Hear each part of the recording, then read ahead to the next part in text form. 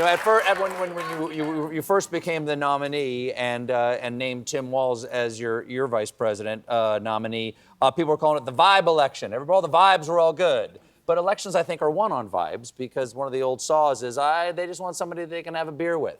So would you like to have a beer with me so I can tell people what that's like? Okay. This was...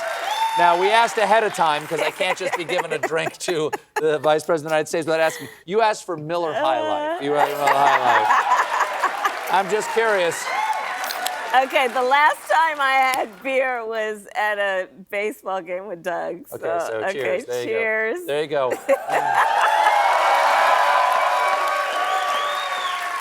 Ooh. That tastes like the beautiful city of Milwaukee, Wisconsin. The champagne of beers. There you go. So that covers Wisconsin. Yeah. Okay. Okay. All right. Let's do Pennsylvania. Okay. Let's do Pennsylvania. Okay. Eagles or Steelers, and no one will be mad. Just choose one of those. I'm sure it'll be fine. 49ers. You know, presidency requires a certain courage, madam. No one will be mad at you for being loyal to your team. No, Right. you just can't be, right? I want to ask you a question that Speaker Johnson recently called a gotcha question. Okay.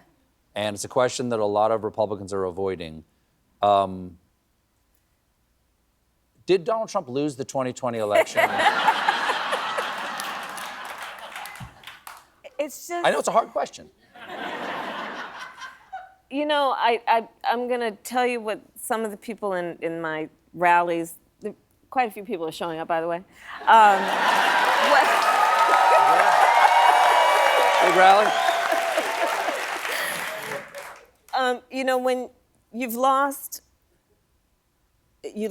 millions of jobs, you lost manufacturing, you lost automotive plants, you lost the election, what does that make you? A loser. This is what somebody at my rally said. I thought it was funny. It's accurate.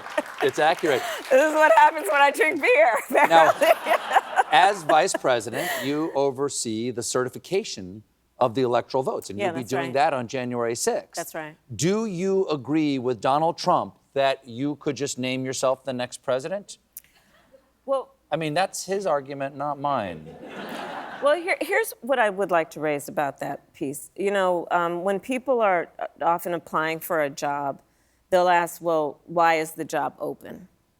Okay? One must ask, why is the job of Donald Trump's running mate, why was it open? And it was open because his vice president, Mike Pence, stood for country above party, stood for Constitution above favor and pleasing, someone who would, and tried actively, including inciting a violent mob, to undo the will of the people, undo the outcome of a free and fair election.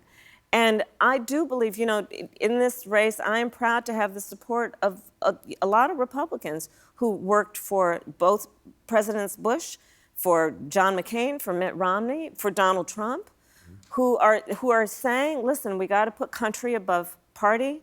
We have to honor the Constitution of the United States.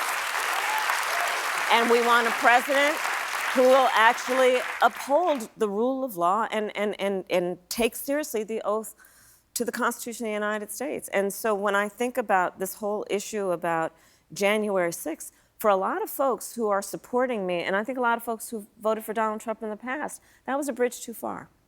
That was a bridge too far. And that's what I think is going to motivate and has motivated a lot of people to say, look, it's time to turn the page. We need a new way forward. Enough with the nonsense. We're exhausted. Let's push toward the future of our country. Let's not go backwards. And I think that's what's motivating a lot of people to get involved. Well, Madam Vice President, thank you so much for being here. Cheers. Such a pleasure. Cheers. Vice President Kamala Harris, she's running for President of the United States. Voting is in 1 month. We'll be right back.